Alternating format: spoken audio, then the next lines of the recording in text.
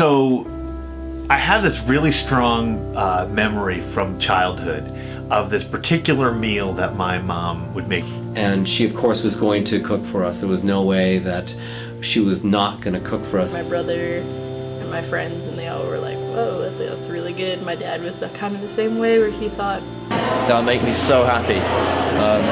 Not that seeing her wouldn't make me happy, because that's the first thing. But she made this thing that to me was like the ultimate comfort food as like a 4-year-old. it's made with peanut butter and kale and vegetable stock.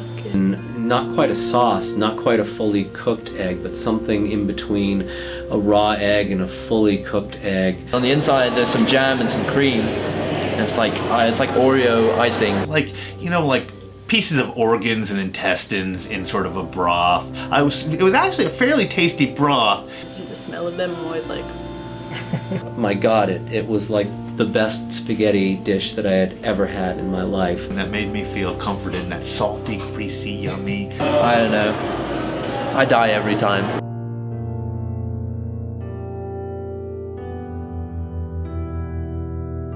So I have this really strong memory from childhood of this particular meal that my mom would make. Now, my mom worked, she was a professor, and she was really busy when I was a little kid. I think she was getting her PhD. And so she didn't do like a whole lot of cooking for us, and her cooking was pretty simple and it was kind of slammed together, but she made this thing that to me was like the ultimate comfort food as like a 4-year-old. And what it was she would get salami, and she'd cut it slices like this, right?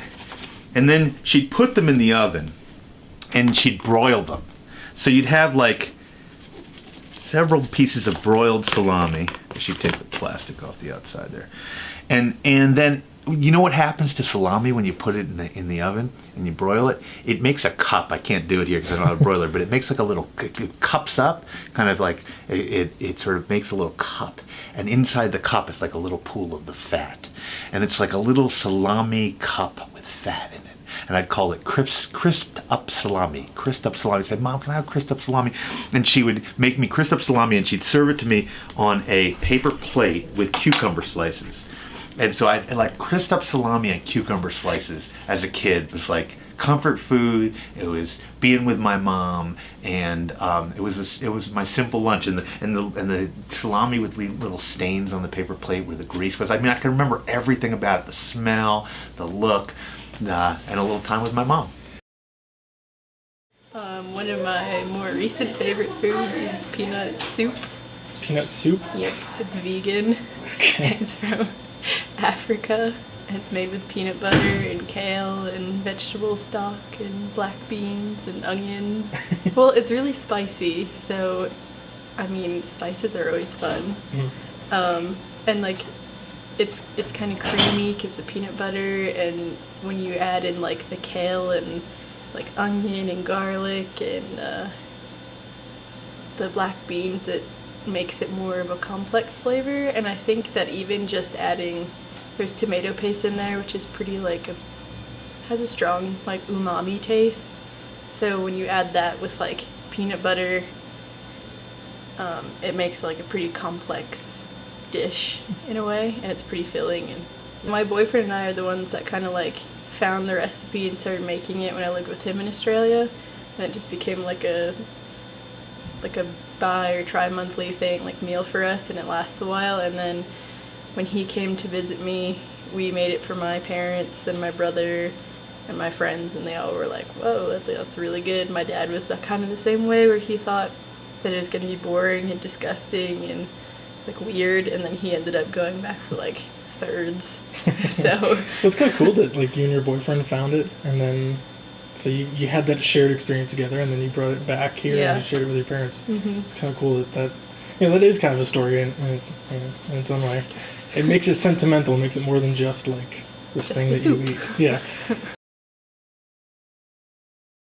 Maybe go over like what everything means to you and we have quite an array of things. So let's just start off with what's at the front. I've not even opened it yet. That's how much I love them, Jammy Dodgers. This is the ultimate biscuit to dunk in your tea. This is a chocolate digestive. These are fairly new. These are Cadbury Crunchy Cookies. Fox's Viennese. These are probably par with the digestives in terms of deliciousness. So these are the thing that a lot of people associate with England, crumpets. These actually aren't like British ones. These are ones I picked up in Trader Joe's. They smell horrible. Probably because I've been sitting in my room for a long time, but I'm probably going to have to throw these out. The last British thing I'm going to go over is these. Their actual candy is called Rowntree's Fruit Pastels. And the reason I went back to them last is because I said they were sentimental, because a couple of years ago, my grandma, who I was really, really close to, passed away, and she's always been around, growing up, and whenever I'd visit her house, she'd always have one of these ready for me, brand new packet, fresh Rowntree's Fruit Pastels packet, and that would make me so happy. Not that seeing her wouldn't make me happy, because that's the first thing, but this would make me even happier. And my mum hated these because if you look at what one of them looks like, they're absolutely diabolical looking. Like, these look like something an evil villain would feed someone that they're trying to kill. But yeah, these always have a special place in my heart, because of what my grandma got me addicted to them. Not in a bad way, but yeah, that's as far as I can go with that. I have a special connection to them. I'll always advocate for these, even though they don't taste that great. They taste even better to me, but to most people they're pretty average. But yeah, we don't actually have a lot of sugary cereals in England. So when I came to America, I flipped out when I saw this in the aisle, because I heard all kinds of rumors and stories and legends about American cereals. And I love peanut butter. And what better than Captain Crunch peanut butter crunch? Honestly, like, this stuff is amazing. You probably know how to make cereal. Most people do, I hope. You put it in a bowl. Yeah. You put it in a bowl, you dump the milk on, bam, there you go. I actually do something even weirder where I'll put it in a bowl with the milk, and then I'll take a spoonful of crunchy peanut butter and dump it in there, just to add the extra factor of real nuts and real peanut butter. I don't know. I die every time.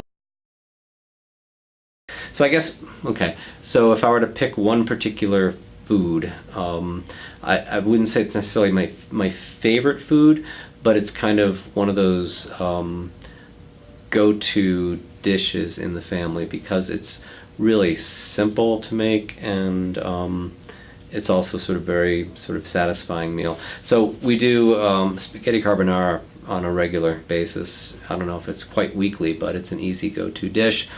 It's basically spaghetti with beaten eggs thrown on top of it, with some bacon and onion, and you can make the whole dish. And maybe the longest thing is waiting for the water to boil, really, or boiling the pasta.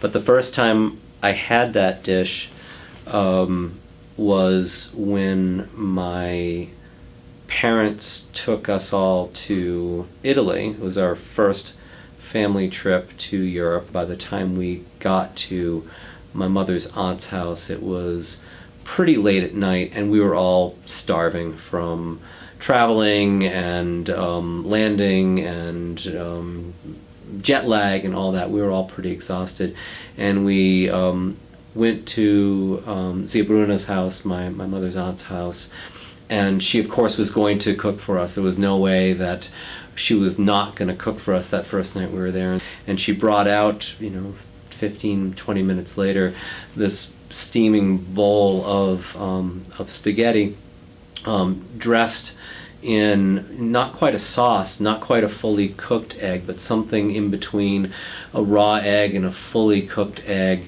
with chopped, what was actually pancetta, but bacon and onion. And that first bite, my God, it was like the best spaghetti dish that I had ever had in my life. It wasn't just that the food was delicious, it was that we were exhausted, we were tired, and she had dashed into the kitchen to pull together something that was just perfect for us at that moment.